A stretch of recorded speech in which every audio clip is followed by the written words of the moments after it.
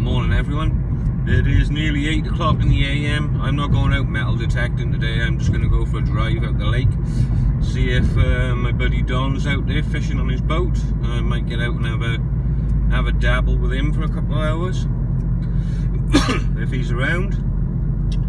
I just thought I'd have a quick chat about the equinox real fast. I've been asked a lot of questions about field 1, field 2 and all the settings and everything else, and people are having problems hitting coins on edge, large coins like $half, dollars. They say the machine's not picking them up at depth. Well, I've done my tests and I'm hitting big silver 8-10 inches, no problem at all. If you notice with the field 1 and field 2, the tone is a lot different.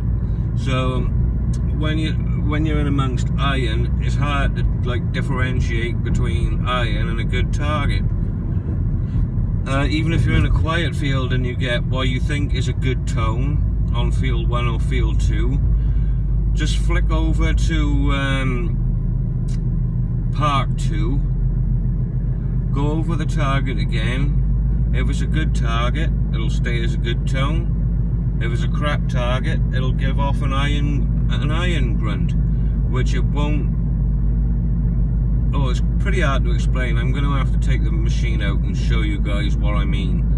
But if you flick it, like I said, if you're running field 1 and field 2, you think you got a good signal, fly over to Park 2 real fast, go over it again, and then you're going to know whether or not to dig it or not. That way you're going to avoid a lot of nails and a lot of other trash. I tried it yesterday, and if I didn't change over to Park 2 every now and then, I would have dug a ton of nails. But it sure does help if you flick between those settings to determine whether or not you've got a good target or not. I've mastered the machine down to a T now. I've put 100 hours into it already. I think the machine is great. You guys know I sold my XP Deus, which I shouldn't have really. I also sold my CTX 3030 because I got the 600 and the 800. I got all the coils with it as well. Stock coil 15 and 6 inch. I haven't had a chance to take that out yet. I'm just going over areas that I've absolutely pounded with a 600 to see what that pulls out. And then I'm going to go back over the area again with the 800 to see if I can winkle anything else out with that. So another week or so I'll be getting the 800 out with a big 15-inch beast coil, and we'll see what happens. But yeah, what I'll do, I'll just take the machine out tomorrow and I'll talk you through some of the settings I use. You don't need to go mad with a machine. To start off in Park 2, noise cancel, ground balance by holding the accept reject button, pumping the coil until you can get like the highest number possible. It doesn't have to be the highest number, just wherever the machine is comfortable ground balancing.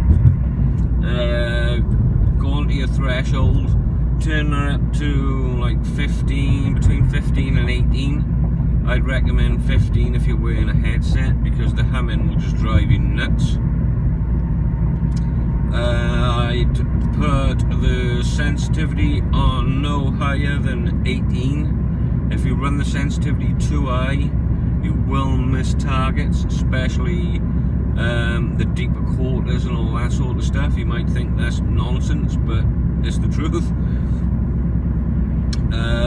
Volume depends if you're wearing a headset or not. I never wear a headset unless I'm in the water. I'll put it on full blast 25. If I'm wearing a headset, about 17, if not lower. Excuse me. I would run the recovery speed on 3, iron bias on 1, especially if you're in trashy parks and stuff like that. If you're in a quiet area, you can run your recovery speed as low as you like and turn your iron bias off for better depth. If you're getting a bunch of faulting, like on nails and things, just turn your iron bias back up to 1 and you should be good to go. If you're having bad EMI, all you gotta do is change the frequency. Lower the frequency, usually the better it is, and gives you a bit more depth as well. Like I said, I've tested this machine now to its absolute max, and I found the best settings that work for me. I can pull dimes out 8, 9, 10 inches all day long. So that means I can, depending on which setting I'm using. The Field 2 seems to be the best setting for the deeper stuff. I don't really use Field 1 much. Field 2 does everything I need. So yeah, I've been playing around, not Field 2, Park 2, sorry. I don't use Park 1, I don't know if I said that right now, but Field 1 and Field 2 I've been playing with, and they've been doing alright. You can change the tones if you want to, so everything's not coming through as a decent squeaky signal, because I find that pretty annoying. And oh yeah, run the machine in 5 tones. Don't run it in 50 tones unless you're in pasture, because it'll just drive you nuts. You're going to be picking up absolutely everything, especially in parks. So yeah, go into your, like I said, go into your field tones. Field 1, Field 2, excuse me, and play about with the settings. What I'd suggest, don't bother ear testing or anything, because that's just a waste of fucking time. You need to build yourself a little test bed or something. Bury an Indian head, a wheat penny, a dime, a quarter.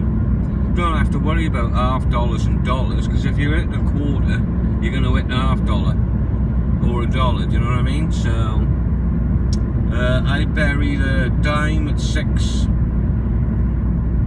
8 inches maybe. The penny about the same. Quarter about, I don't know, 10, 12 inches. I even buried my gold ring yesterday, and I was hitting that 13 inches. No problem at all, and it sounded like it was like 5 inches deep. I did do a test not so long ago where I buried my wedding band at 8 inches, and oh man, it was absolutely hammering through. And I was in the most hardest rock hard clay ground you can find, gravel and crap and all sorts in it, and it was punching through, no problem at all. This machine absolutely loves gold. I haven't done I did a nugget test with it at a couple of inches. I just buried it in one of my wife's old plant pots at 6 inches. And I tried Field 1, Field 2. It hit it no problem at all in gold modes, but I couldn't get it to pick it up in Field 1 or Field 2, but it would pick it up in Park 2, and it just picked it up in Park 1 if I messed about with the settings a little bit. So I'll be doing a test on the little gold nuggets and stuff soon, so you guys can see what the machine's all about. But yeah, if you're starting out, guys, I would recommend sticking with Park 2 and trying the settings that I just mentioned, because that seems to be working for everybody else picking up absolutely everything. Coins on end at depth. Big silver, little silver, is picking up everything. And it's great for the relics as well, deep relics. Like bullets and buttons and all that sort of stuff. Excuse me. So yeah, all I can say is just play about with the machine and build yourself a test bed, because that's the only way really you're going to truly know what the machine is capable of before you take it out. And you're going to be surprised with how deep this machine actually is and how reliable it is. It's a great machine. So anybody struggling with it, you just need to put a couple more hours into it, give it the benefit of the doubt, and go from there. Well, I hope I've explained that sort of okay. You know what I'm like at explaining shit boats. I'm fucking useless. I'm about as useless as an handbrake on a canoe. But I'll try my best to take you through some of the settings and stuff tomorrow, and we'll go from there and just see what you think. If you've got any questions, leave a comment in the comment section, and I'll be happy to help best I can. Alrighty guys, I'm gonna go and meet my buddy now. Maybe take him out for some breakfast, do a bit of fishing, and chill out for the day. So happy Father's Day to all you dads out there, and I will see you on the next. Bye for now.